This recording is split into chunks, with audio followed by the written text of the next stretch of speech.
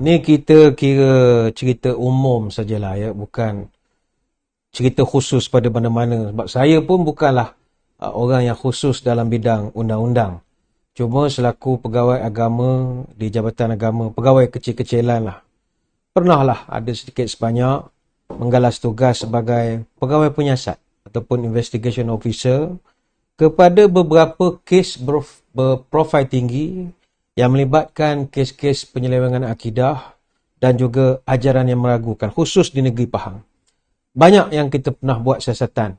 Antara yang terkenal adalah kes Tuhan Harun, dan ada beberapa kes yang tak dapat saya nak kongsikan sebab ada yang masih lagi menjalani prosiding, mahkamahnya masih lagi berjalan. Jadi sedikit sebanyak kita adalah diberikan pengalaman sedikit, memahami bahawa ada rules of the game-nya dalam kita nak mendedahkan atau nak melakukan satu-satu siasatan. Dia bukannya atas dasar amar makruf nahi mungkar, kita nak mengelakkan jangan ada ramai mangsa. Dia tidak sekadar itu. Ni sekali lagi ni kita cerita secara umum saja ya. Dalam Islam, ni umum perbuatan mendedahkan aib kepribadian seseorang untuk dijadikan sebagai satu senjata, misalnya dalam hal politik. Ini orang politik paling banyak. Mereka menggunakan atau mendedahkan aib seseorang untuk membunuh pesaing mereka. Character assassination. Maka ini adalah perbuatan yang sangat jelas dilarang oleh Allah dan juga Rasulnya. Dan ia adalah satu kaedah yang haram dan dosanya besar. Hanya orang yang jahil kepada nas-nas agama saja yang menyangka bahawa mendedahkan keaiban orang adalah suruhan syarak. Apa sebab? Kerana ada amaran-amaran dari Nabi SAW. Tuduhan, pendedahan dosa-dosa pribadi. Sebagai contoh yang melibatkan judi, arak, ataupun zina misalnya. Ini semua adalah benda-benda yang tidak sepatutnya menjadi satu permainan. Maksud permainan adalah atas nama nak mencegah kemungkaran, kita mendedahkan segala-galanya. Padahal kita juga sedang melakukan perkongsian kemungkaran.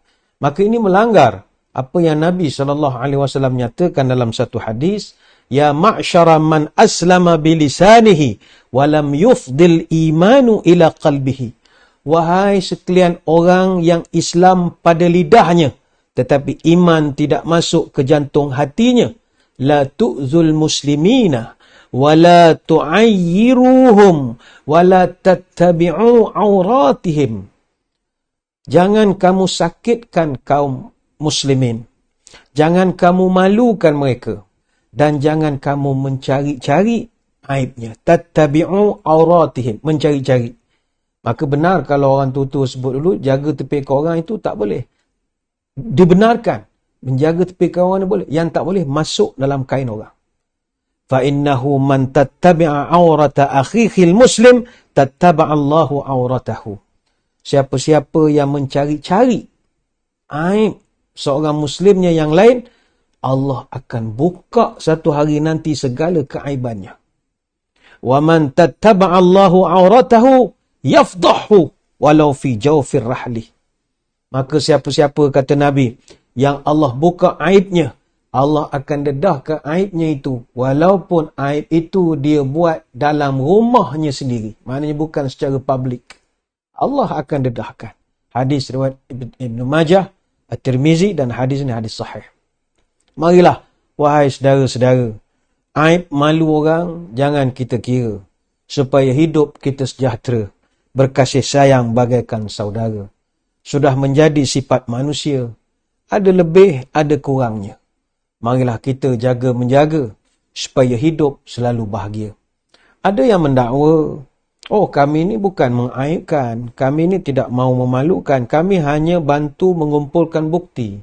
Kami hanya bantu untuk menampilkan saksi-saksi yang mungkin keberatan untuk membuat pengakuan. Kalau kami tak lakukan sebegini, maka predator ini akan terlepas begitu saja. Pertama, saya mengucapkan tahniah. Kerana ini satu usaha yang bagus. Mencari bukti, mendapatkan bukti, itu adalah suruhan agama. Sebab itu ada satu hadis, kata Ibnu Abbas radhiyallahu an, dia pernah mendengar Nabi berpesan, "Lau yu'tan nasu bid'awahum ladda'an nasu dima'a rijalin wa amwalahum, walakin al-yamin 'ala mudda'a alaih." Kata Nabi, kalaulah sekiranya semua manusia ini hidupnya boleh menuduh orang, mendakwa itu dan mendakwa ini, nescaya ramailah manusia akan mendakwa darah dan harta orang lain, semua milik mereka. Akan tetapi sumpah itu adalah kepada orang yang kena tuduh. Hadis riwayat Imam Muslim. Dalam hadis yang lain, Nabi pernah menyebut, al-bayyinata 'ala al-mudda'i wal yamina 'ala man ankara.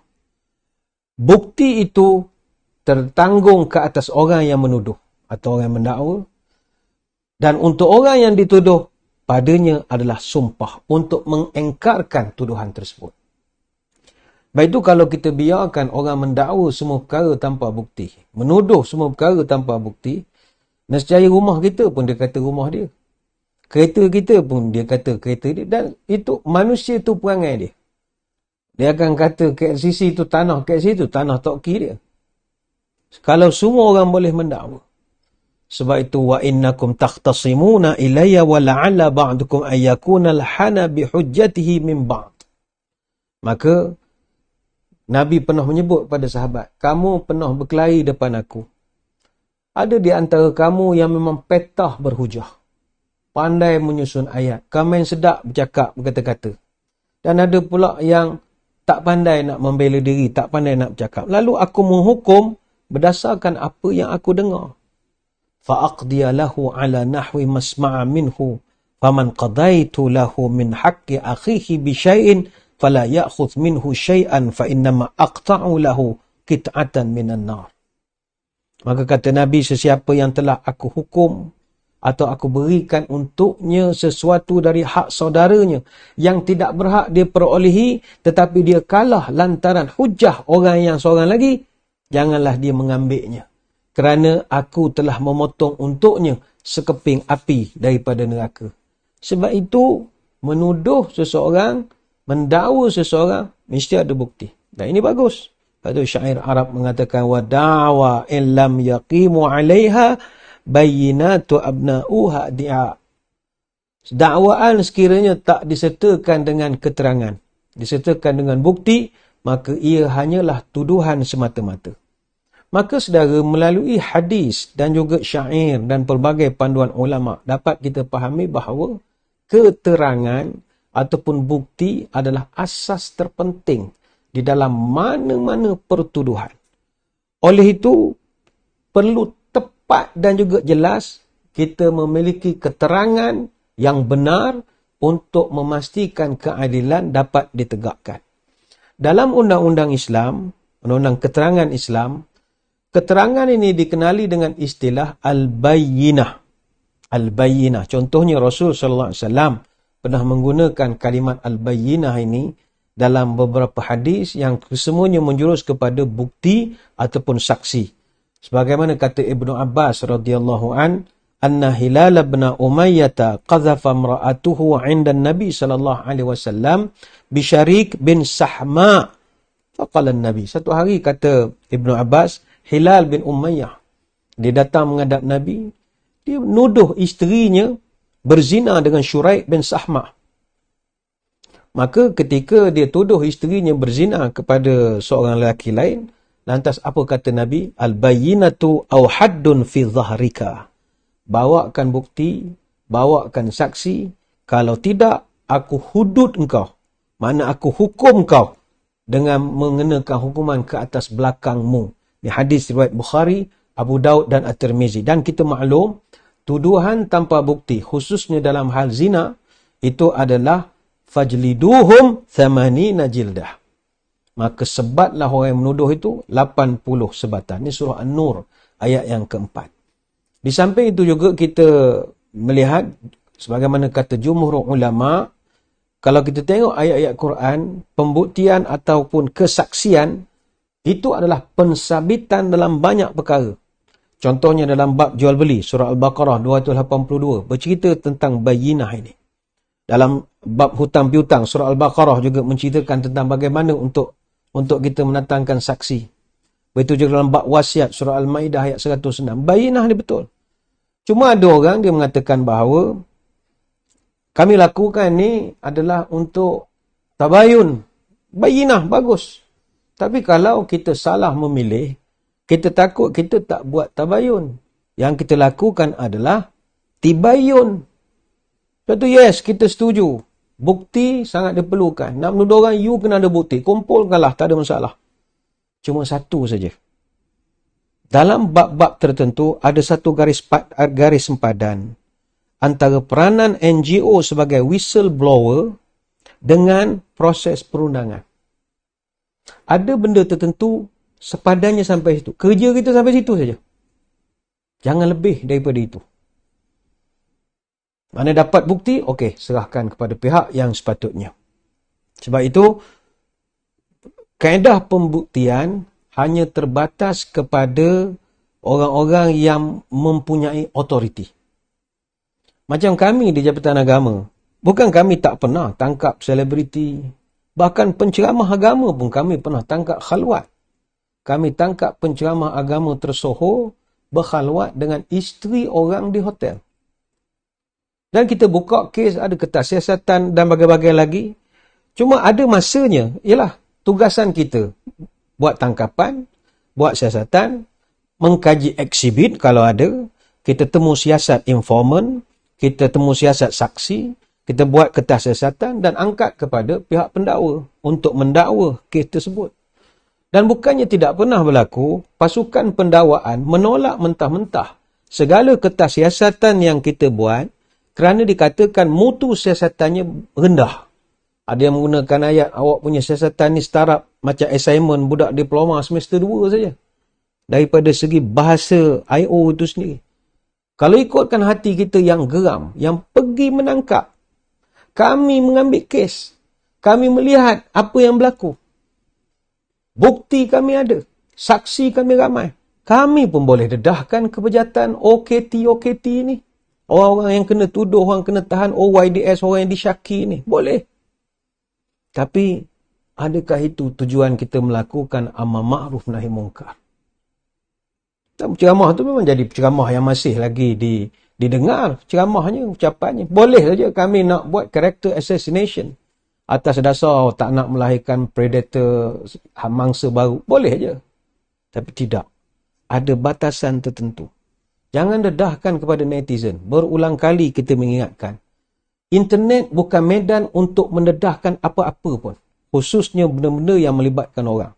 Apa sebab? The most active demographic on social media, umur baru 18 sampai 24 tahun. Saudara-saudari yang penuh berusia 18 sampai 24 tahun. Ini umur young and stupid. Kita pernah berada pada umur itu. We've been there, done that. Banyak benda-benda bodoh yang kita buat pada masa itu. Antara 18 sampai 24 tahun. 90% daripada manusia yang berumur sampai antara 18 sampai 29 tahun, mereka ni berkemah di media sosial. Personally, professionally and academically involved. Lihat saja pada komen yang diberikan. Majoriti orang muda. Dalam suasana sekarang banyak makan processed food dan fast food. Saya ingat umur 40 ke atas lah baru budak-budak muda ni boleh ada sikit matang dalam kehidupan. Kerana kebanyakannya adalah penagih social currency. Mereka ketagih nak mendapat likes, comment, share and follow. Dan ingat, 40% daripada social media, stres di social media adalah online harassment. Ini belum campur masalah micro moments become macro problems. Benda-benda bersifat dalaman tapi dikecam secara berjamaah, mencerca, melaknat. Penghakiman Facebook. Mahkamah Facebook. Walhal, agama mengajarkan, kalau orang tu Islam, jahat sekalipun, kita tak boleh laknat kepada dia. Sebagaimana kisah yang diceritakan oleh Umar Al-Khattab radhiyallahu anhu. Anna rajulan ala ahdin Nabi sallallahu alaihi wasallam. Kana ismuhu Abdullah wa kana yulaqabu himaran wa kana yudhiku Rasulullah sallallahu alaihi wasallam. Kata Umar, ada seorang lelaki di zaman Nabi namanya Abdullah yang kami gelarkan panggilan manja ataupun lebih terkenal dengan panggilan himar, kata Umar. Dulu dia ni selalu buat Nabi ketawa. dia ada gila-gila sikit. Kemudian kata Umar, wa kana Nabi sallallahu alaihi wasallam qad jaladahu fi syarabi. Satu hari Nabi dia ditangkap oleh orang kerana minum. Dia minum minuman keras, Nabi hukum dia, Nabi rotan dia menggunakan tongkat. Fa utiya bihi yauman fa amara bihi fajulida faqala rajulun minal qaum Allahumma al'anhu ma akthara ma yu'ta bihi. Maka satu hari dia ditangkap lagi minum. Hukum lagi. Maka berkatalah satu orang, ya Allah, laknatlah dia. Tak berubah-ubah. Asyik minum, rotan, minum lagi, rotan, laknatlah dia, ya Allah. Asyik muka yang sama saja. Apa respon Nabi? Ini orang mabuk. Faqala Nabi SAW, la tal'anuhu fawallahi ma alimtu illa innahu yuhibbullah wa rasulahu. Jangan kau laknat dia. Demi Allah, kata Nabi, saya tahu dia cinta Allah, dia cinta Rasul. Cuma dia tak ada self-control. Dia belum boleh kontrol lagi. Ini hadis riwayat Imam Bukhari. Jangankan sesama Muslim, hatta Nabi pernah diminta oleh sahabat mendoakan yang tak elok kepada orang musyrikin. Sebagaimana kata Abu Hurairah, doakan mereka keburukan ya Rasulullah. Nabi jawab, inni lam ub'as la'anan wa innama bu'istu rahmatan. Saya ini tidak diutuskan untuk melaknat orang, tapi saya diutuskan untuk bawa kasih sayang kepada orang. Hadis riwayat Imam Muslim. Justru itu, saudara-saudari sekalian, marilah kita sebagaimana yang kita tahu bahawa asas kepada pembuktian semuanya terletak kepada pihak pendakwaan. Bukan pada NGO, bukan pada individu, bukan pada orang yang bersemangat. Maka pendakwalah yang akan bertanggungjawab untuk membuktikan bahawa apa-apa tuduhan yang dituduhkan kepada tertuduh adalah benar dan tepat. Maka cuma timbul persoalan, sehingga peringkat manakah pihak pendakwa perlu membuktikan pendakwaannya di dalam satu-satu kes tersebut. Baik, dalam pengajian undang-undang, persoalan ini dikenali sebagai tahap pembuktian ataupun standard of proof. Dan tahap pembuktian ini berbeza-beza.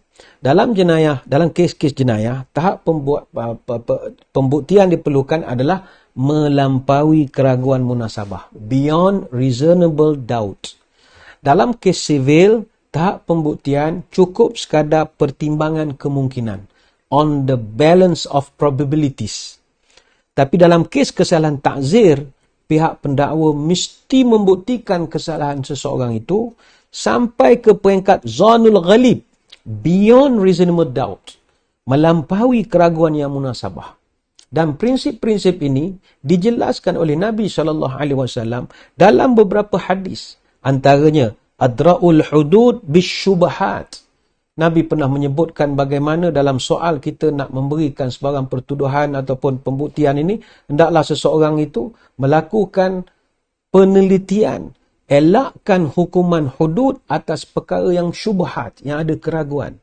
Ataupun idfa'ul hudud ma wajadtum laha madfa'an.